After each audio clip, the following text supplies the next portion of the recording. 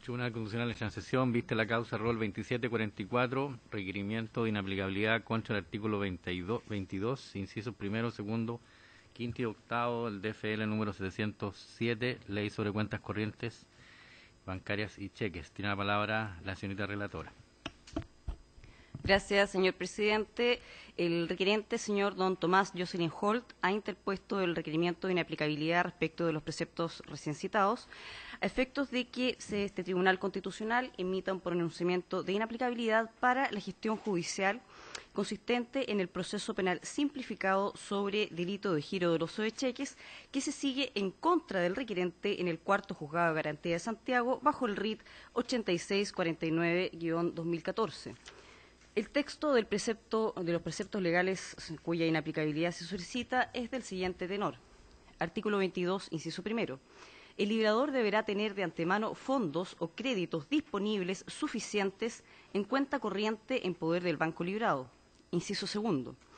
El librador que girare sin este requisito o retirare los fondos disponibles después de expedido el cheque o girare sobre cuenta cerrada o no existente o revocar el cheque por causales distintas a las señaladas en el artículo 26 y que no consignare fondos suficientes para atender al pago del cheque, los intereses corrientes y las costas judiciales dentro del plazo de 3 días contados desde la fecha en que se le notifique el protesto, será sancionado con las penas de presidio indicadas en el artículo 467 del Código Penal, debiendo aplicárselas del número 3 aun cuando se trate de cantidades inferiores a las ahí indicadas. Inciso quinto. No servirá para eximirse de responsabilidad la circunstancia de haberse girado el cheque sin fecha o a una posterior a la de su expedición. Inciso octavo. El pago del cheque, los intereses corrientes y las costas judiciales, si las hubiere, constituirá causal de sobreseimiento definitivo, a menos que de los antecedentes aparezca en forma clara que el imputado ha girado él o los cheques con ánimo de defraudar. El sobreseimiento definitivo, que se decrete en estos casos, no dará lugar a la condena en costas prevista en el artículo 48 del Código Procesal Penal. En el marco del aludido proceso judicial penal, el conflicto de constitucionalidad planteado a esta magistratura consiste en determinar si es constitucional o no la aplicación del precepto reprochado, que tipifica y sanciona el delito de giro doloso de cheques, por cuanto, a juicio del requerente, esta vulneraría los principios constitucionales de legalidad, culpabilidad, prohibición de prisión por deudas y proporcionalidad, con la consiguiente infracción de los artículos primero, inciso primero, quinto, 19, números 1, 2, 3, en sus incisos séptimo, octavo y noveno, número 7 y el artículo 64 de la Constitución. A efectos de sustentar su acción, el requerente se refiere a los hechos que configuran la gestión judicial pendiente sublite para luego presentar las argumentaciones en derecho que sustentan su acción. En cuanto a los hechos, expone al requerente que en el marco de su campaña presidencial para el periodo 2014-2018, el señor Daniel Hoffman se hizo cargo de la producción general de la misma, quien tenía pleno conocimiento de que el cheque por la suma de 15 millones de pesos que le entregara el requerente como garantía de pago de sus honorarios sería pagado con cargo a los fondos que entregaría el servicio electoral, una vez recién finalizada la elección. Por tal motivo, dicho cheque en garantía tenía fecha de vencimiento recién el 11 de marzo de 2014. El problema se inició porque no se pudieron pagar las deudas de la campaña con fondos provenientes de aquel servicio, situación que llevó al requerente a negociar con diversos acreedores. Sin embargo, sorpresivamente, don Daniel Hoffman dedujo en su contra querella por el delito de giro doloso de cheques.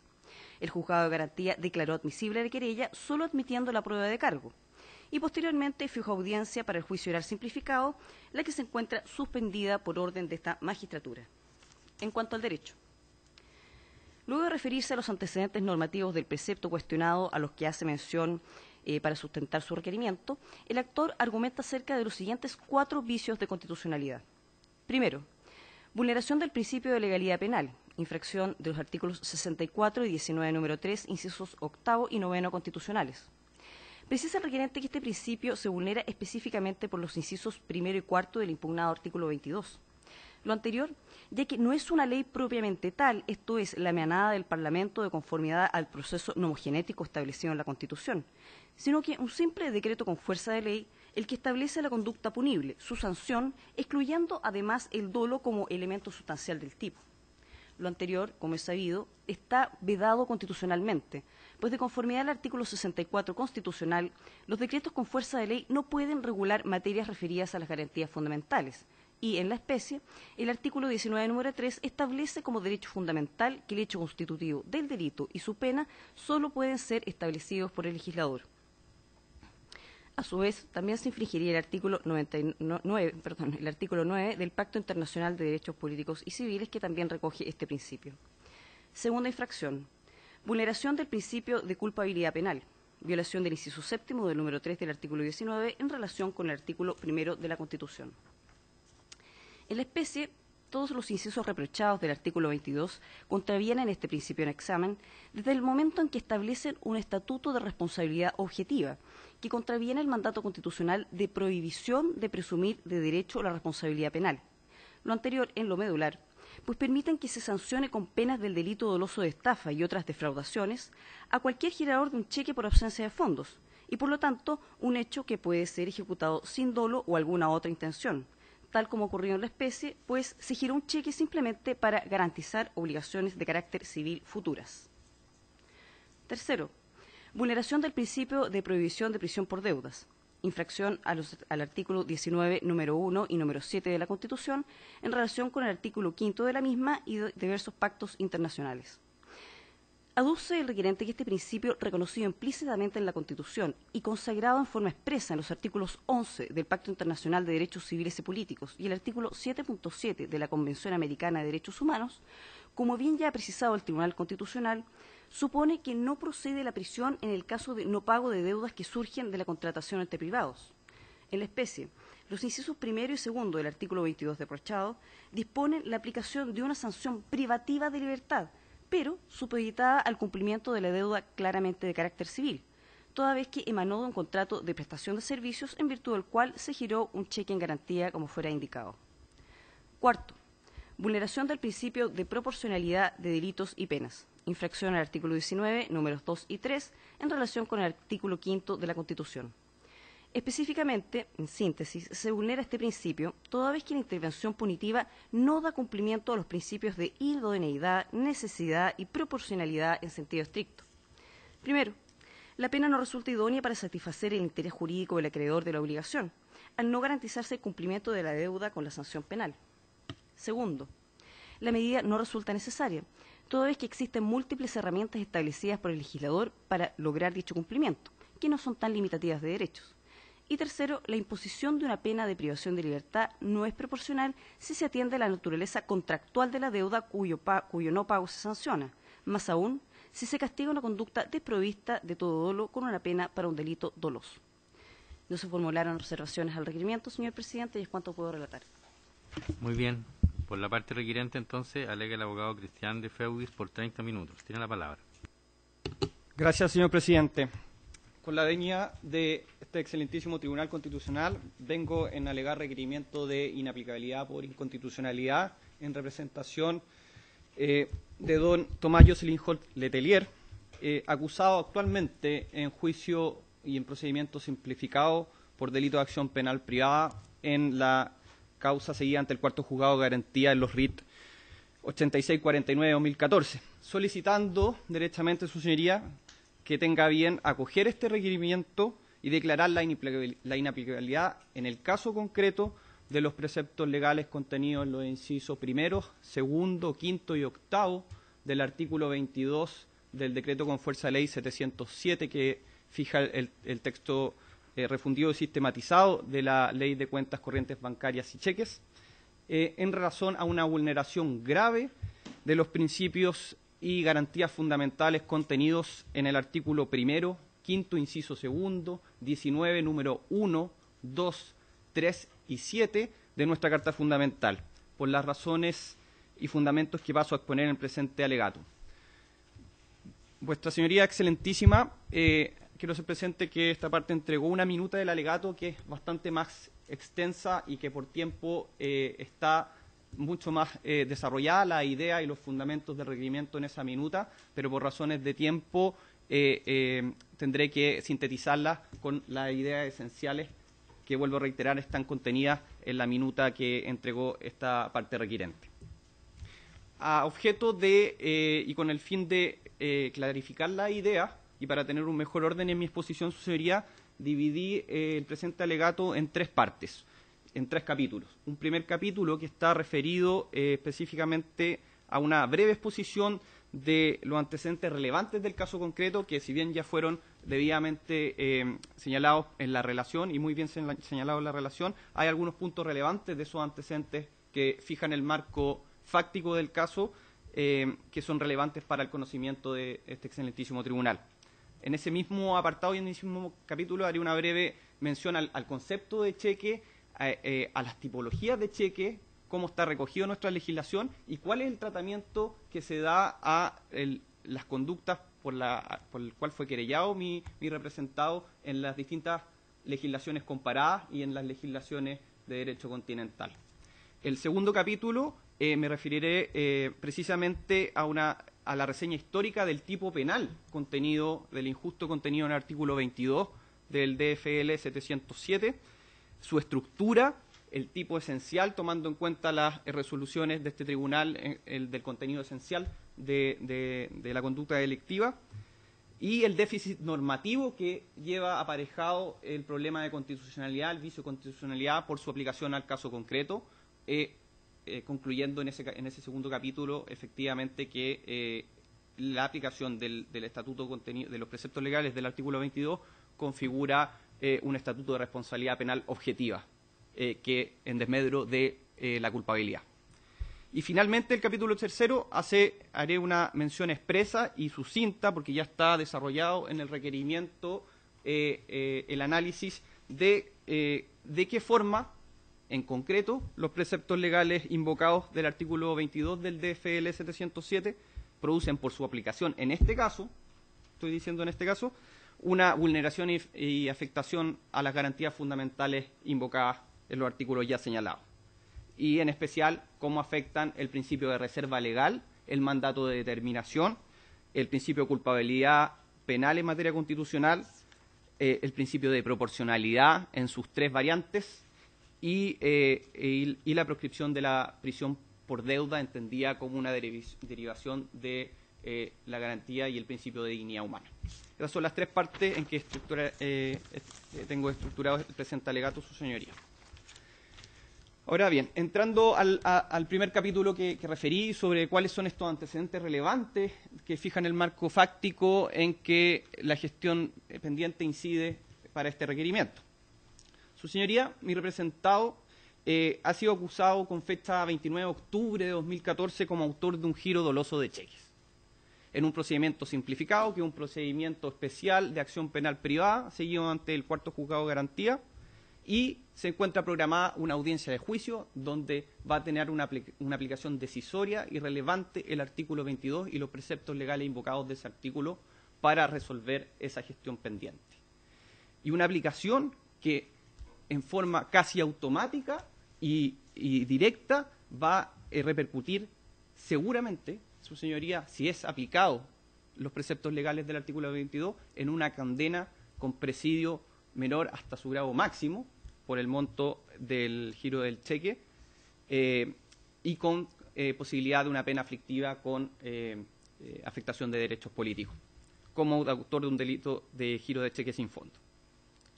Ahora bien, su señoría, el contexto fáctico, esto es, los hechos anteriores y posteriores que envolvieron este conflicto jurídico penal, son útiles para ilustrar, y como bien lo hizo la relación, a esta magistratura respecto a cómo esos preceptos legales en el caso concreto generan un conflicto de constitucionalidad y vulneran los principios indicados.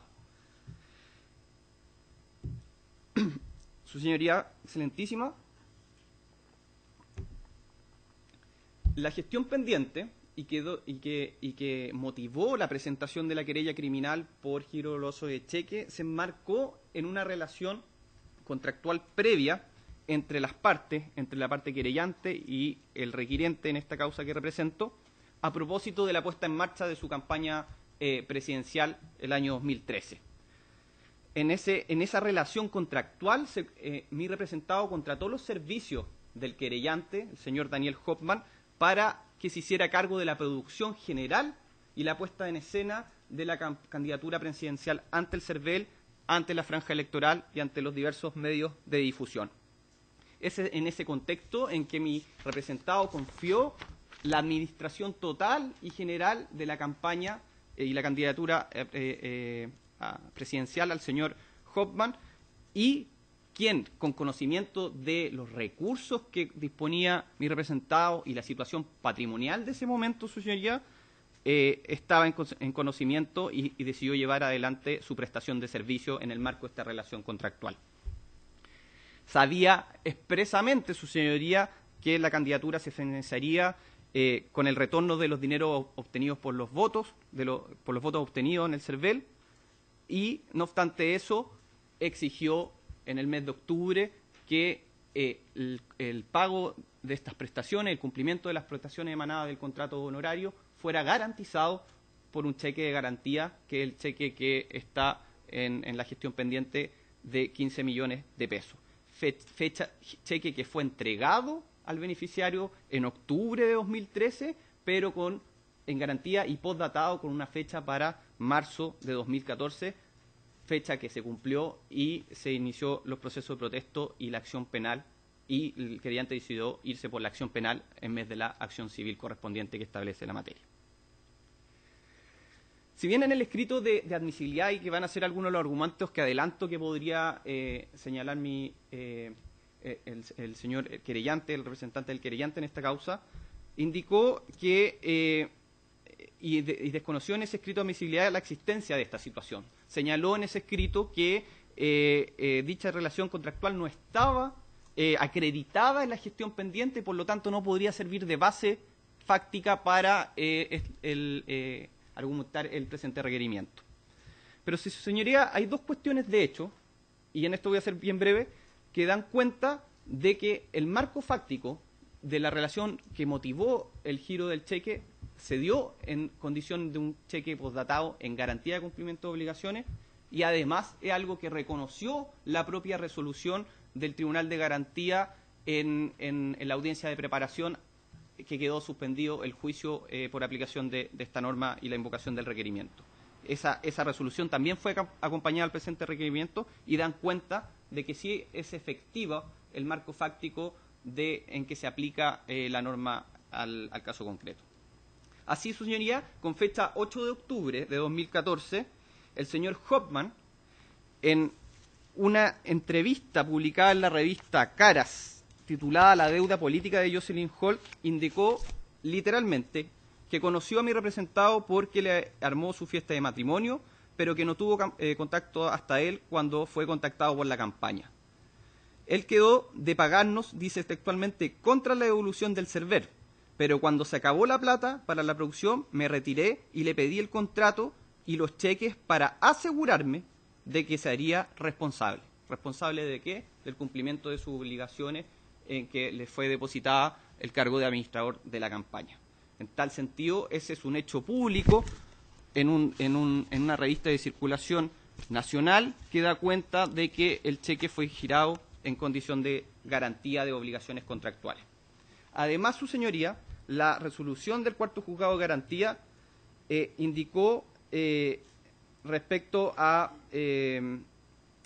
la prueba que podía ser acompañado para el juicio que se encuentra actualmente suspendido, que el tribunal comparte con la querellante que el cheque es una orden de pago directa y no en garantía. El cheque en garantía no existe, no está amparada en norma legal alguna. Por lo tanto, señaló el Tribunal de Garantía en esa oportunidad, se excluye toda la prueba de la defensa de los mails que solo dan cuenta de intercambio de palabras en relación a los pagos o emisiones de cheque, sin singularizarse por qué concepto son por impertinentes y lo resuelto anteriormente, imposibilitando de esta forma, su señoría, que por aplicación de los preceptos legales del artículo 22 pueda rendirse prueba de que el giro del cheque fue girado sin dolo, sin una intención de perjudicar, sin una intención de defraudar, y que mi representado se vio envuelto por las deudas de la campaña presidencial en una imposibilidad de pago por incumplimiento. Excelentísimo Tribunal, no es ajeno o un despropósito mencionar, aunque sea tangencialmente, la crisis actual que experimenta nuestra élite política a propósito del financiamiento irregular de campaña, por dinero aportados por empresas, grupos económicos, etcétera. El caso de mi representado en este punto al menos es distinto, su señoría. Tomás Jocelyn Holt Letelier ha dedicado su vida entera a la política. Ha sido presidente de la FEUC, fue presidente de la FEUC por 2 periodos consecutivos durante el tiempo de la dictadura. Fue militante de la democracia cristiana por más de 30 años y su vicepresidente, candidato a diputado de la República en 2 oportunidades y candidato a senador con una votación al menos considerable. Y además candidato presidencial en las últimas elecciones, que si bien no obtuvo los votos esperados y obtuvo mucho menos de los votos esperados, él cumplió con la esperanza de llevar adelante una candidatura presidencial aportando al proceso democrático con una candidatura de carácter independiente. No obtuvo los votos que esperaba, su señoría, y eso es lo que trajo una situación de incumplimiento por un crédito que pidió al Banco de Estado para financiar a la campaña y que no pudo pagar, como tampoco pudo pagar hasta el momento cubrir el cheque por el cual motiva la gestión pendiente. Vuestra señoría excelentísima, la práctica civil y comercial da cuenta que los acreedores habitualmente solicitan o piden garantizar el pago futuro de obligaciones con distintos instrumentos mercantiles, letras de cambio, pagarés, reconocimientos notariales de deuda y cheques también, como el caso en que motiva la gestión pendiente. Todos estos instrumentos que sirven para garantizar cumplen esencialmente, y su naturaleza jurídica es la función crediticia o de garantía de obligaciones futuras. En el caso del cheque, excepcionalmente la ley chilena, y solo la ley chilena, como le expondré brevemente a continuación, solo la ley chilena establece una acción de carácter penal con penas de presidio, en concreto las penas del delito de estafa y defraudaciones, a conductas que pueden haber sido cometidas sin dolo, sin una intención, sin una culpabilidad de infringir los mandatos legales, de provocar un perjuicio o afectar un bien jurídico directamente. Estas son las arbitrariedades que contempla el precepto legal, que en el caso concreto de mi representado se ven aumentadas por una situación de cheque en garantía. Por lo tanto, previo a responder a estas preguntas, quiero decir que haciendo 3 preguntas sobre el punto, podemos sostener si es una respuesta penal idónea en el marco de un Estado democrático de derecho para castigar alguna hipótesis de incumplimiento contractual, como el caso concreto, la acción penal, la pena de estafa y defraudaciones.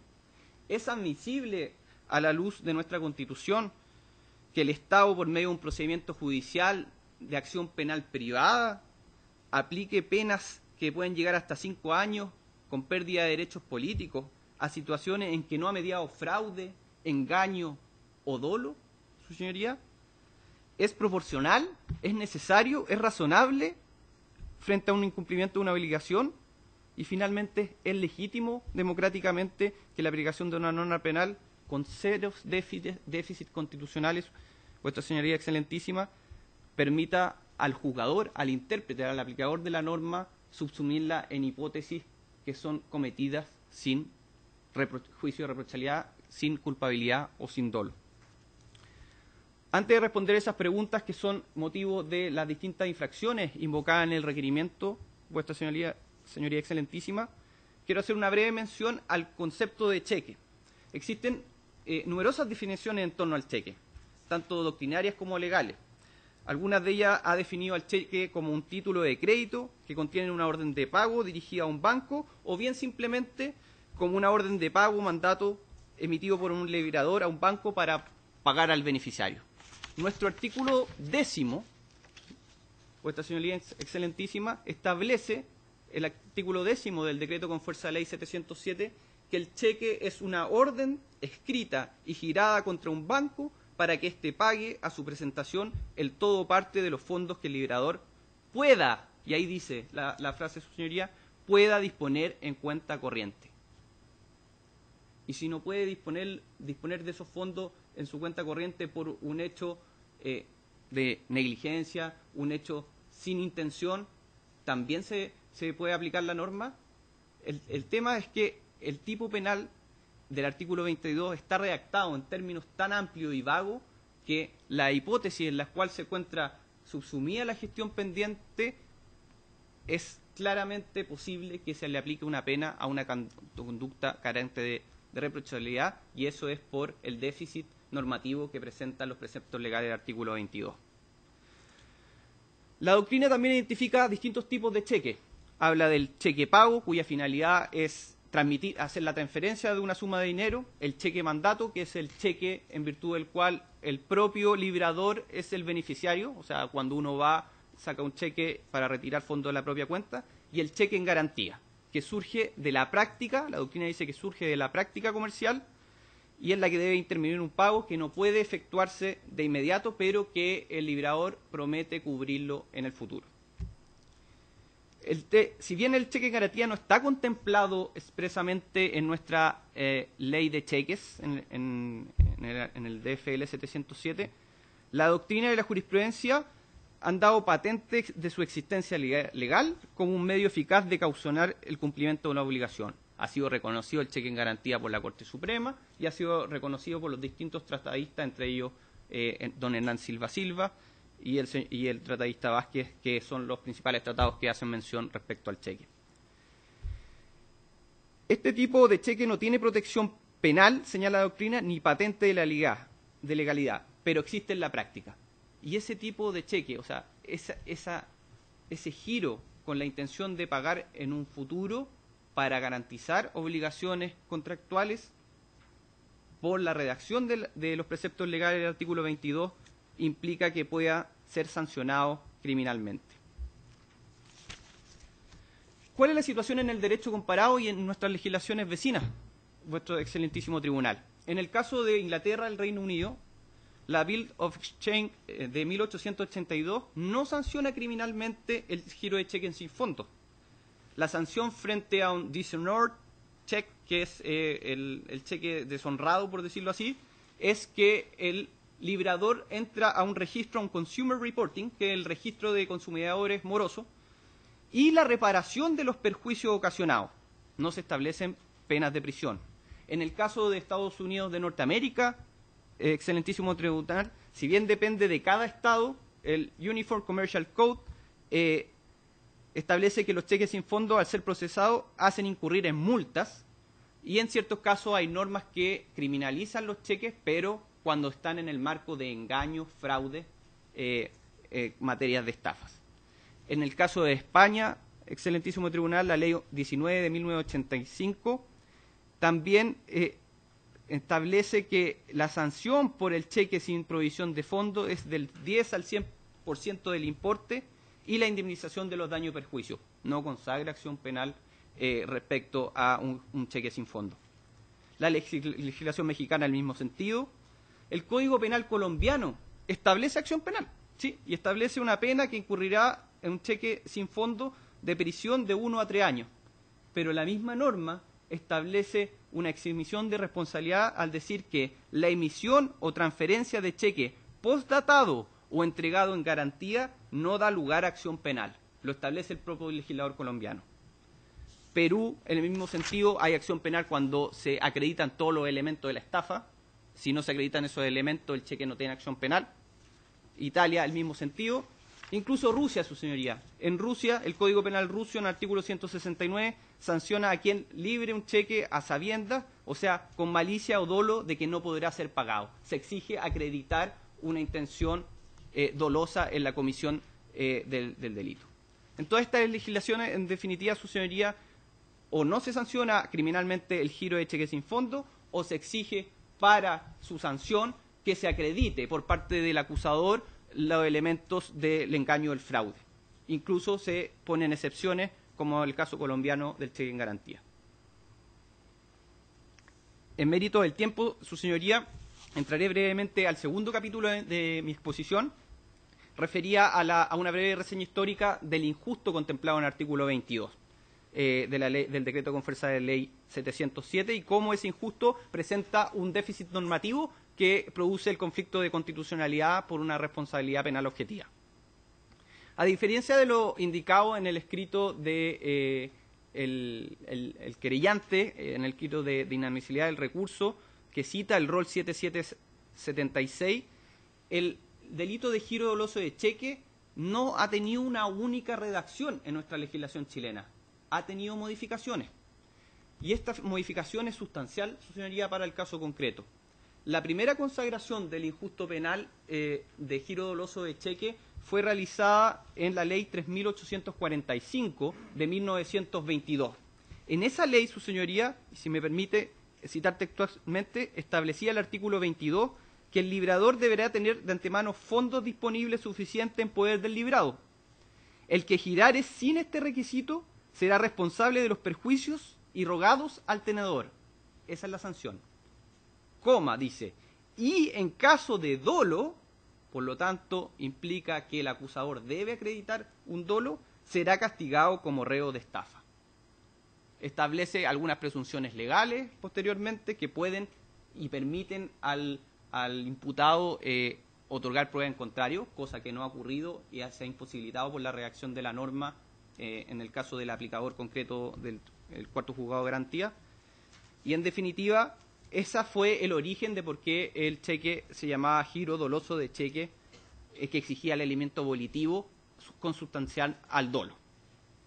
Una intención precisamente de no pagar. Sabiendo que no se cuenta con los fondos, la intención era no pagar y por lo tanto había un fraude o un dolo de engaño. Esta situación fue completamente alterada con la ley 7.489 que fue recogida y sistematizada por el decreto con fuerza de ley 707, porque en esa redacción del tipo penal el librador que girare sin ese requisito y que no consignara los fondos era automáticamente sancionado con las penas de presidio, no exigiendo a la parte acusadora, por lo tanto, acreditar que la conducta de giro de cheque y que no pudiera cubrir el cheque fuera cometida con dolo. La doctrina penal, como bien sabe este excelentísimo tribunal, exige que el tipo penal no solo tenga conducta objetiva o solo describa elementos objetivos, sino que también describa elementos subjetivos. En tal sentido, vuestro excelentísimo tribunal, los actos criminales, los delitos, tienen que tener una parte del tipo objetiva y una parte subjetiva, que es precisamente el dolo. Y el dolo, en definitiva, excelentísimo tribunal, tiene dos momentos, por decirlo así: un momento cognitivo, que es conocer los elementos objetivos del tipo, y un momento subjetivo, que es la intención de que, conociendo el perjuicio o los elementos objetivos del tipo, se quiera realizar la conducta conociendo esa situación, con la intención de dolosa en tal sentido. Así, en la redacción del tipo penal del artículo 22 establecen las conductas de acción y omisión que están presentes en la página 10 de la minuta, y solo satisface para aplicar el tipo penal el elemento cognitivo y no el elemento volitivo de voluntad. Esto es, con conocer que se gira un cheque sin fondo, ya es merecedor de pena de presidio mayor hasta su grado máximo. Por lo tanto, a diferencia de los delitos de resultado, en que el dolo está inmerso en la conducta, en los delitos de mera actividad o delitos de acción, como el delito de giro doloso de cheque, necesariamente para satisfacer el principio de culpabilidad y de legalidad, el disvalor de la conducta tiene que estar y debe ser debidamente acreditada en la acción. El problema surge por la amplitud y vaguedad de este tipo, como dije, y en conclusión es una cuestión que resulta absolutamente inaceptable desde el punto de vista de la Constitución y del artículo 19, número 3. Ahora, entrando, su señoría, en razón del tiempo, al capítulo final de mi alegación, en cuanto a la forma precisa en que los preceptos legales producen una vulneración de las garantías y derechos fundamentales de reserva legal, determinación, culpabilidad y los otros que ya he referido, su señoría, entraré a indicar precisamente cómo se produce esta infracción. Primera infracción por la aplicación de los preceptos legales invocados en el caso de don Tomás Jocelyn Hall, es la infracción al principio de legalidad penal, entendido como por este excelentísimo tribunal como principio de reserva legal y mandato de determinación. No es la intención de este requirente excelentísimo tribunal que el tribunal elimine la acción penal derivada del giro doloso de cheque. O sea, eso sería algo que sale de la naturaleza de este tipo de requerimiento. Pero el tema es que lo que pretendemos como requirente es que en el caso concreto en que fue girado como un cheque de garantía en cumplimiento de obligaciones civiles, declare que su aplicación del precepto legal del artículo 22 de los preceptos legales generan un problema de constitucional concreto que afecta al principio de reserva legal y el mandato de determinación.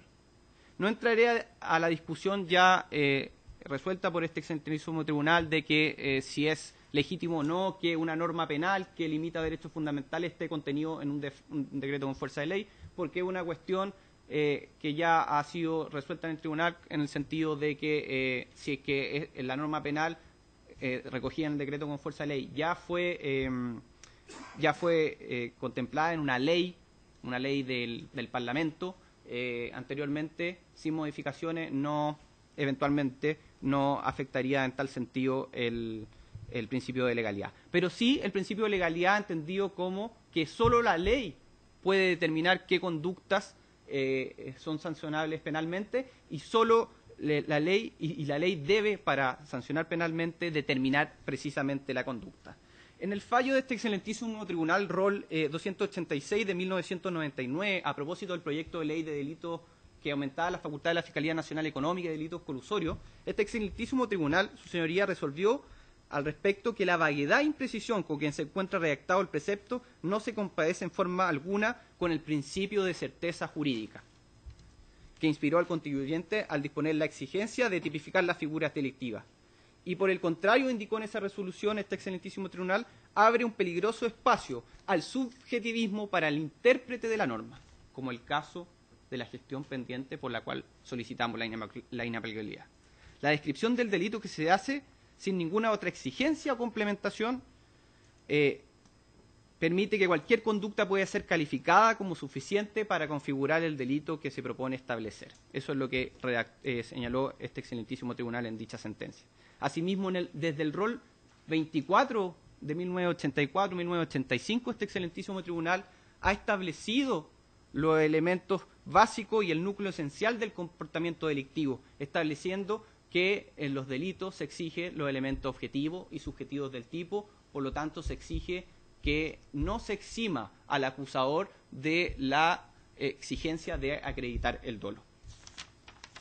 Respecto al principio de culpabilidad, brevemente, su señoría excelentísima, también hay una infracción al principio de culpabilidad por la aplicación de este precepto, en el sentido de que la culpabilidad es un presupuesto necesario de la legitimidad de la pena estatal. Esto ha sido señalado por Jacobs como penalista y también por las sentencias del Tribunal Federal Constitucional alemán, en el sentido que ha derivado el principio de culpabilidad no solo de los principios generales del Estado de Derecho, sino a propósito y además en la obligación de respetar la dignidad humana.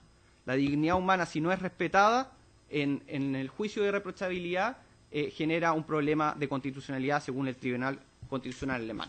Brevemente, su señoría, y para ir terminando. Tiene 2 minutos. Gracias, su señoría excelentísima. En la página 15 y 17 de la minuta que esta parte entregó al excelentísimo tribunal, hay, a modo de ejemplo, una evolución del principio de culpabilidad en materia legal. A propósito de la ley de conductas terroristas, hago un recuadro que quedó en la minuta, su señoría, en cómo ha evolucionado de la ley antiterrorista de 1984, en que sancionaba conductas objetivas sin necesidad de probar una finalidad, a la ley que tenemos actualmente con el cambio del año 2010, aprobada por el Parlamento, en que se exige una finalidad para calificar los delitos terroristas. Esto es inversamente, por decirlo, involutivo respecto al principio de culpabilidad consagrado en el artículo 22 de la Ley de Giro doloso de Cheque. Antes se exigía al acusador acreditar el dolo. Actualmente el tipo abre la puerta para no exigir ese mandato.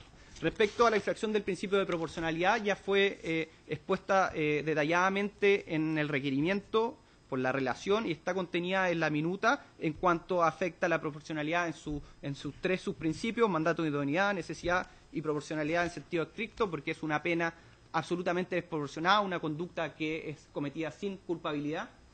Y respecto a el principio de la prisión por deuda, señoría excelentísima, es algo que ya ha sido recogido por este excelentísimo tribunal en el rol 519-2006 en cuanto a que el Pacto Internacional de Derechos Civiles Políticos, por vía del artículo 5º, inciso 2, establece que nadie será encarcelado por el solo hecho de no poder cumplir una obligación contractual.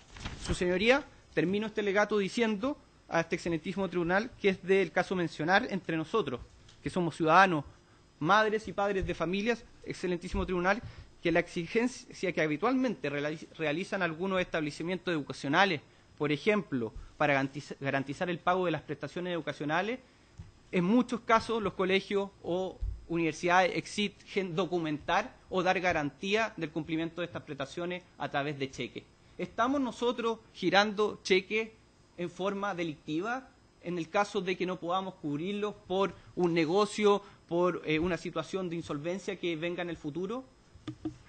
Ese es el mérito respecto a este requerimiento y esta es la situación semejante respecto a mi representado en cuanto a que los preceptos legales invocados violan el principio de legalidad y su dignidad al no exigirse probar culpabilidad en el caso concreto por aplicación de este precepto legal, y es el problema de constitucionalidad que este requerimiento solicita, por lo tanto, su declaración de inaplicabilidad para el caso concreto. Gracias, señoría. La palabra por los requeridos, el abogado Fernando Morales, por 20 minutos. Muchas gracias, señor presidente. Con la venia de su excelentísima señoría, alego por don Daniel Hoffman Hurtado, requerido en esta causa, solicitando el rechazo de las pretensiones del requirente y que se declare inadmisible el presente requerimiento por falta de fundamento plausible y por no estar fundado razonablemente del modo que vamos a explicar a continuación. Voy a dividir mi alegato analizando las causales invocadas por el requirente en los siguientes grupos. En primer lugar, causales o asuntos cuyo conocimiento no corresponde a este tribunal por ser de mera legalidad. La supuesta infracción, en segundo lugar, al principio de legalidad, por cuanto se vulneraría el principio de reserva legal. Y en tercer lugar, la supuesta infracción al principio de culpabilidad penal, dejando para el final algunas palabras respecto de lo que el requirente ha llamado el marco normativo en que se basa el presente requerimiento. Respecto a los asuntos cuyo conocimiento no corresponde a este tribunal por ser de mera legalidad, me voy a referir en primer lugar a la supuesta infracción al principio de culpabilidad penal o sanción penal de una conducta desprovista de dolo, como sería, según dice el requerimiento, el caso de un cheque girado a fecha. Es preciso señalar en primer lugar, sus señorías excelentísimas, que respecto de la invocación de tratarse en este caso de un cheque a fecha, el que es materia de la querella por giro doloso de cheques, que se trata de un giro reciente en la defensa o en el discurso de la defensa de los requirentes, puesto que en la causa 8649-2014, que es aquella que está suspendida por este requerimiento y que está radicada en el cuarto juzgado de garantía de Santiago, la teoría del caso invocada por los querellados requirentes en esta causa era de que se trataba de un cheque en garantía. El cheque a fecha es un tema que se incorpora a propósito de este requerimiento. Ahora bien, entrando en el fondo del asunto, dicho lo anterior, si se trata de cuestionar la existencia de dolo en el giro del cheque materia de esta causa, ese es un tema que debe discutirse ante el juez de fondo, es decir, ante el cuarto juzgado de garantía de Santiago en la causa 8649 del 2014. No es materia constitucional el venir a ventilarlo ante este excelentísimo tribunal.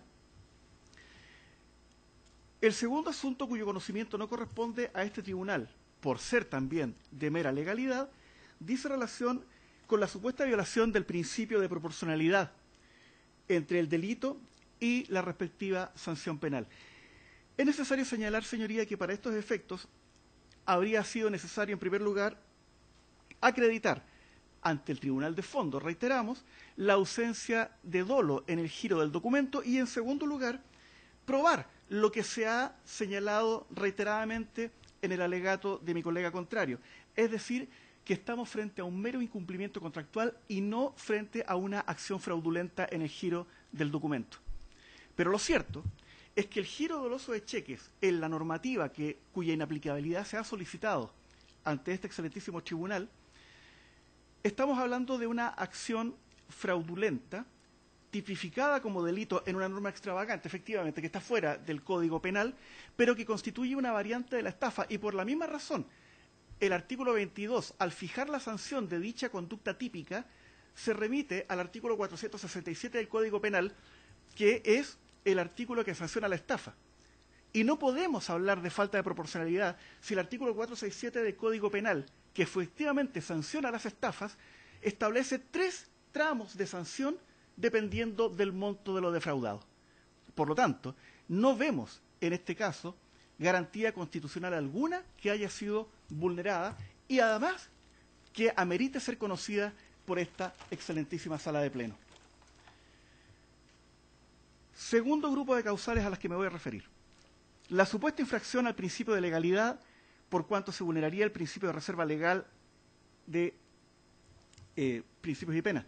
Sin embargo, voy a omitir el análisis y lo descargo respecto de esta causal invocada por el requirente, puesto que en el reciente alegato que acabamos de escuchar ha decidido el colega contrario no controvertir el hecho de que esta norma punitiva se encuentre en un decreto con fuerza de ley por las razones que se señalaron en mi propio escrito de admisibilidad y en el propio alegato del colega contrario, de manera que, no habiendo actualmente controversia sobre esa causal, simplemente nos la saltamos. Finalmente, la supuesta infracción al principio de culpabilidad penal, que nos parece que es el aspecto más extremadamente audaz del requerimiento, ha deslizado en el texto presentado ante este excelentísimo Tribunal Constitucional el hecho de que la aplicación del artículo o de los incisos pertinentes del artículo 22 de la Ley de Cheques estaría presumiendo de derecho la responsabilidad penal. Lo cierto, señoría, es que ello no es efectivo, puesto que la causa que ya hemos señalado, que es materia de giro doloso de cheques, radicada ante el cuarto juzgado de garantía, como cualquier querella por giro doloso de cheques, está fijada en un tribunal que no presume de derecho ninguna responsabilidad penal y tampoco la norma invocada presume de derecho la responsabilidad penal. Ni siquiera presume legalmente la responsabilidad penal del querellado en este caso. Estamos hablando de una norma que admite plena prueba en contrario y presume la inocencia, como en cualquier norma penal, presume la inocencia del querellado y se le dan todas las facilidades dentro de un proceso justo y legalmente tramitado para que pueda formular la defensa que le permita acreditar justamente las probanzas necesarias para que se pueda confirmar la inocencia que se presume de antemano, porque eso es algo que no podemos dejar de tener en vista, señorías excelentísimas. Aquí la única presunción legal presente en el Código Procesal Penal y en la norma penal invocada de la Ley de Cheques es la inocencia del querellado. Es al querellante a quien le corresponde, de acuerdo a los preceptos que señala la ley y a las condiciones que están en el mismo artículo 22, la culpabilidad del querellado. Y esto es justamente lo que nos lleva a discutir, para terminar con mi alegato, el pretendido marco fáctico en el que se basa el presente requerimiento. Lo cierto, señoría, es que el marco fáctico en que se funda el presente requerimiento es o constituye una serie larguísima de circunstancias que en verdad no le constan a nadie. ¿Y por qué lo digo? Porque efectivamente la teoría del caso que discurría sobre la existencia de un supuesto cheque en garantía ante el cuarto juzgado de garantía, donde la querella actualmente suspendida está radicada, discurrió sobre la existencia, repito, de un cheque en garantía, pero la teoría del caso no pudo ser acreditada. Y los hechos que se formularon fueron de tal magnitud por parte del querellado que el juez de garantía, la jueza de garantía, perdón, abrió debate para un inmediato sobreseimiento. Y sin embargo, dicho sobreseimiento no fue concedido porque la parte querellada no pudo acreditar las causales para sobreseer el giro doloso de cheques que nosotros, digamos, respecto del cual nosotros somos querellantes. Ahora bien, no puede acreditarse todo lo que señala el colega contrario en su requerimiento y en su reciente alegato por una razón muy simple, porque se acompañaron documentos que nada dicen o prácticamente nada dicen al respecto. Lo más cercano a lo que ocurrió ante el cuarto juzgado de garantía está en el acta de la audiencia de preparación de juicio simplificado, pero que, como todas las actas en materia procesal penal, dicen lo mínimo, es extremadamente lacónico, pero no se acompañó por parte del requirente algo que podría haberle ayudado mucho más, que es el audio con todos los detalles, y en el que efectivamente consta que el Tribunal de Garantía invitó al querellado a abrir debate inmediatamente sobre el sobreseimiento en el evento de que fuera efectivo todo aquello que señala y que viene a repetir aquí, en el requerimiento y en el alegato. Pues no se pudo acreditar ante el cuarto juzgado de garantía y tampoco se ha acreditado ante este excelentísimo tribunal. Por todas esas razones, su señoría, reiteramos nuestra petición de que el presente requerimiento sea desechado, reitero, por falta de fundamento plausible y por no estar razonablemente fundado. Muchas gracias, señor presidente. Muchas gracias, señores ministros. Muy bien. ¿Alguna pregunta? Ministro Pozo. Al abogado de la requirente, en su alegato planteó usted que dos cosas que me llamaron la atención. Habló de que aquí había un caso de responsabilidad objetiva, pero a la vez se contradijo en la medida que esto señaló que es un delito eminentemente formal, es decir, un delito de mera actividad. Y un segundo factor que también habló mucho de dolo, su inserción del dolo lo hace referente a la culpabilidad o lo mete dentro del tipo penal, porque si lo mete del tipo penal sería un hecho atípico y eso no está alegado en su requerimiento. Con la venia del señor presidente, respondiendo a las preguntas formuladas por el señor ministro, efectivamente, la redacción de la norma del artículo 22, cuya inaplicabilidad solicitamos a este caso concreto, no exige al acusador probar que el delito haya sido cometido con dolo, entendiendo al dolo como conocimiento de los elementos objetivos del tipo, pero además como una conciencia de antijuridicidad. En ese sentido, adscribo a la tesis de culpabilidad como el profesor Echeverry respecto al dolo. Al mismo tiempo, lo que pasa en el inciso segundo del artículo 22 de la ley de cheque, excelentísimo tribunal, es que el tipo prescinde dentro del dolo del elemento volitivo, esto es, el querer cometer los elementos de la parte objetiva con una intención, porque esa es la concepción que, como teoría finalista del derecho penal, este requiriente ha esgrimido en el caso concreto. Al prescindir del elemento volitivo para configurar y aplicar la sanción de los delitos de pena de estafa y defraudación, lo que está haciendo es establecer un estatuto de responsabilidad objetiva. ¿Por qué? Porque se trata de un delito de acción y no un delito de resultado. En un delito de acción, el disvalor de la conducta, o sea, el disvalor antijurídico, debe estar contenido en el dolo, en el elemento, en la acción y en el dolo entendido como elemento volitivo. Es por eso que la redacción de la norma deficitaria permite que situaciones como entregar un cheque en garantía que por negligencia o por desconocimiento no se puede pagar en el futuro, sea sancionado criminalmente y en tal sentido afecta hay una infracción al principio de culpabilidad, entendido que es una garantía de la dignidad humana en cuanto al juicio de reproche. el juicio de reproche no es necesario por la reacción del tipo aplicado a este caso concreto del señor Tomás Jocelyn Holt. Ese juicio de reproche no es necesario acreditarlo y él, por lo tanto, resulta automáticamente condenado por el hecho de configurarlo la parte objetiva del tipo, las conductas de acción y el no pago de ese cheque. Esa es la teoría sostenida en este requerimiento, excelentísimo tribunal. Sí, también al abogado de Feudis. Su defendido giró el cheque en el mes de octubre del año 2013, ¿verdad? Sí. Y lo fechó para su vencimiento el 11 de marzo de 2014. ¿Cuándo fue presentado a cobro y protestado el cheque?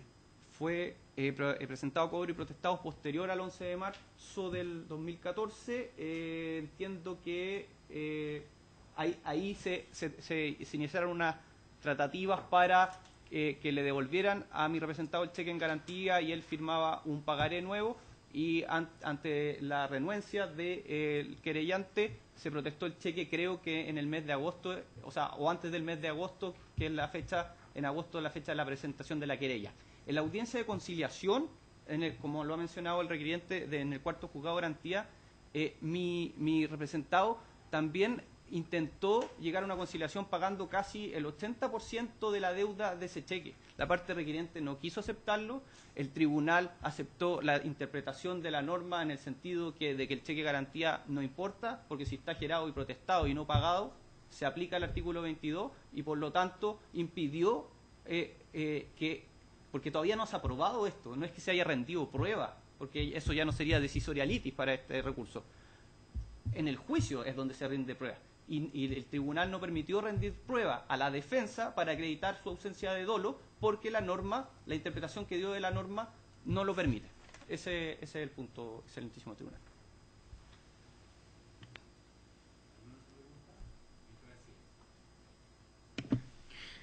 Quiero preguntarle a ambos un dato de hecho. Tanto en el requerimiento como ahora en los alegatos hay un aparentemente cambio de la función del señor Daniel Hoffman.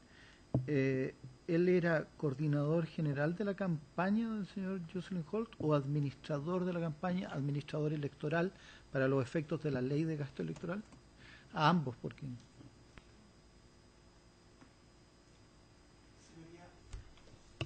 Perdón, señor ministro y resto de la excelentísima sala. Mi cliente, el señor Daniel Hoffman Hurtado, fue exclusivamente contratado para algunos eventos relacionados con la producción de la campaña y con la llamada franja presidencial televisiva.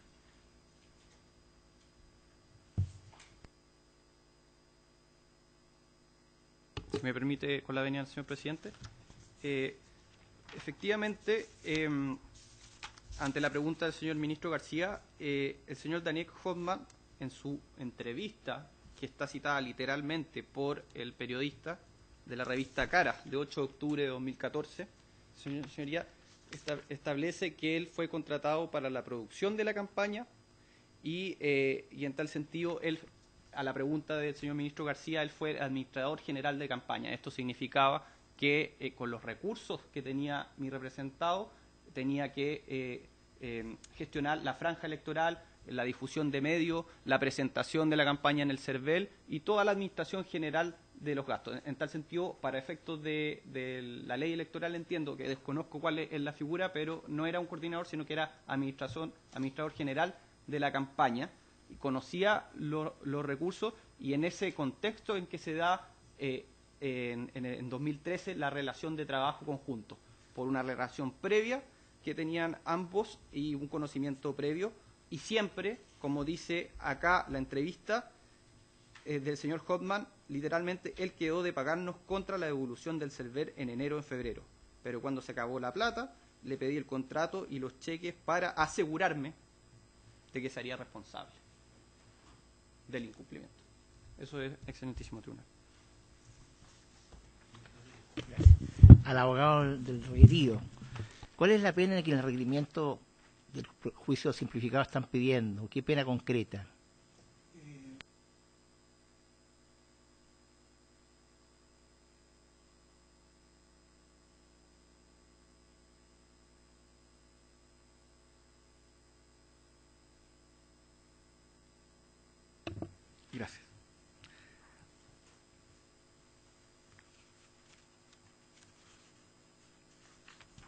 ejercido menor en su grado máximo en atención al monto de lo defraudado.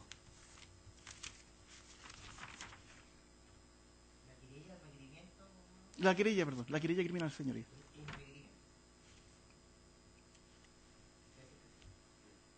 ¿Alguna otra pregunta? Muy bien, terminada la vista de la causa.